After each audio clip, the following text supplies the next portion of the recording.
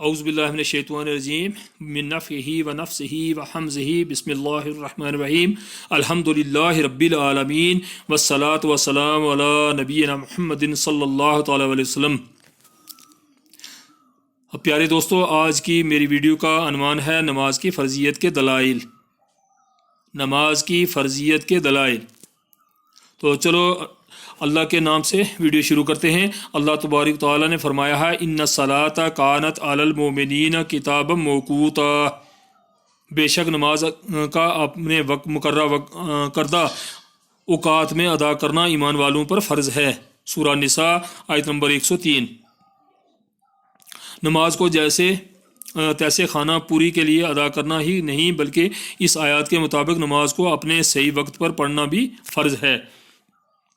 اللہ عز و جل نے فرمایا ہے اننی انا اللہ لا الہ الا انا فاعبدونی واقیم الصلاۃ لذکر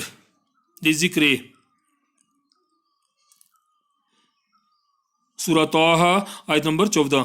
یقیناً میں ہی اللہ ہوں، میرے علاوہ کوئی عبادت کے لائق نہیں، سو میری ہی عبادت کرو اور میرے ذکر کے لیے نماز قائم کرو۔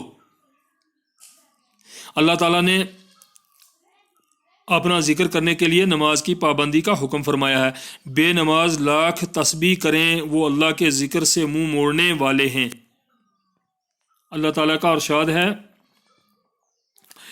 اور جو کوئی نہایت مہربان اللہ کے ذکر سے منہ موڑے ہم اس پر ایک شیطان مسلط کر دیتے ہیں، پھر وہ اس کا ساتھی بن جاتا ہے اور یقیناً وہ ان کو نیکی کی راہ سے روکتا رہتا ہے اور وہ سمجھتے ہیں کہ ہم ہدایت یافتہ ہیں۔ سورہ زخرف آیت نمبر 36 اور 37۔ بے نماز مرد عورت سے کوئی معاملہ طے کرنے سے پہلے سوچ لیں کہ اللہ ان پر شیطان مسلط فرماتا ہے، ان سے کس گناہ کی توقع ہے۔ معاذ بن جبل رضی اللہ تعالیٰ عنہ روایت کرتے ہیں کہ انہیں یمن بھیجتے ہوئے محمد صلی اللہ تعالی وسلم نے فرمایا ان کو دعوت دو کہ وہ اس بات کا اقرار کریں کہ اللہ کے سوا کوئی عبادت کے لائق نہیں اور محمد صلی اللہ تعالی علیہ وسلم اللہ کے رسول ہیں۔ اگر وہ یہ بات مان لیں تو ان کو بتاؤ کہ اللہ نے تم پر دن رات میں 5 نمازیں فرض کی ہیں۔ روا امام بخاری کتاب الزکوٰۃ باب وجوب الزکوٰۃ، حدیث نمبر 1395، صحیح مسلم 19۔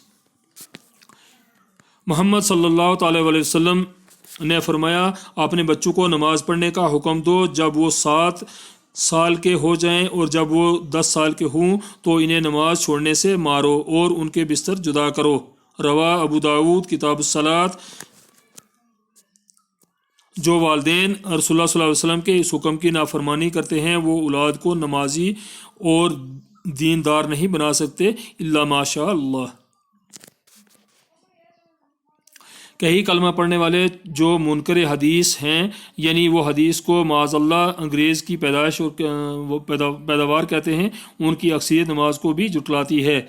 ان میں سے اکثر کہتے ہیں کہ اگر نماز فرض ہوتی تو قرآن میں کم از کم 5 نمازوں کے اوقات ضرور درج ہوتے۔ ان کا جواب یہ آیتیں ہیں: فجر، ظہر، عشاء۔ اللہ تبارک تعالیٰ نے فرمایا یا ایھا الذین آمنوا یستأذنکم الذین ملکت ایمانکم والذین لم یبلغوا الحلم منکم 3 مرات من قبل صلاة الفجر وحین تضعون ثیابکم من ظہیرات ومن بعد صلاة العشاء۔ سورہ نور آیت نمبر 58۔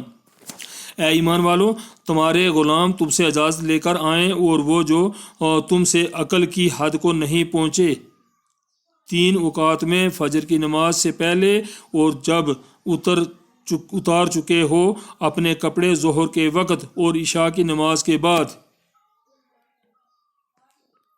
عصر۔ اللہ تعالیٰ نے ارشاد فرمایا ہے حافظوا علی صلاۃ و صلاۃ الوسطی، سورہ بقرہ آیت نمبر 238۔ ترجمہ ہے نمازوں کی حفاظت کرو اور خصوصاً درمیانی نماز کی. 5 نمازوں کی درمیانی نماز عصر ہے جس کی حفاظت کا خاص حکم ہے. مغرب اللہ تعالیٰ کا ارشاد گرامی ہے وَأَقِیمِ الصَّلَاةَ طَرَفَیِ النَّہَارِ وَزُلَفًا مِّنَ اللَّیلِ. سورہ ہود آیت نمبر 114.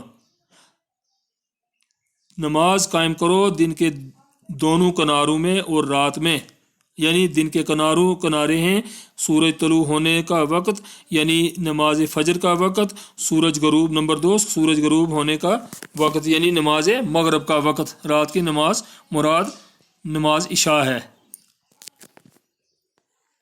تو آج کی ویڈیو یہاں اختتام ہوتی ہے. تو تمام دوستوں سے میری گزارش ہے کہ مہربانی کر کے آپ ویڈیو آگے شیئر کریں اور امر بالمعروف اور نہی عن المنکر کا حصہ بنیں. جزاک اللہ خیرہ.